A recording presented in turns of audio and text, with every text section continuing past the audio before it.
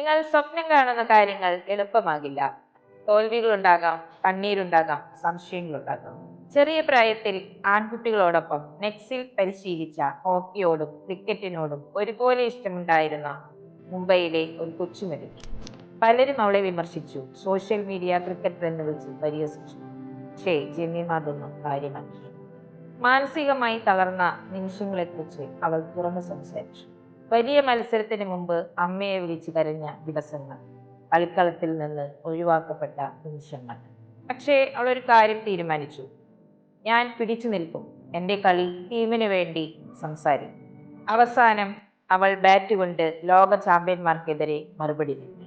സമ്മർദ്ദത്തിന്റെ കൊടുമുടിയിൽ ഇന്ത്യയെ വിജയത്തിലേക്ക് നയിച്ച അമഹത്തായ ഇന്നിങ്സ്. നിങ്ങൾ ആരായിരിക്കണമെന്ന് ആളുകൾ പറയട്ടെ, നിങ്ങൾ എന്തായിരിക്കണമെന്ന് നിങ്ങളുടെ മനസ്സ് പറയുന്നുവോ അതായി മാത്രം. ജമീമ ചെയ്തതുപോലെ വിജയം നിങ്ങളുടെ കൈകളിലാണ്, അല്ലാതെ മറ്റുള്ളവരുടെ വാക്കുകളിലല്ല. പോരാടുക, വിജയം കൈവരിക്കും.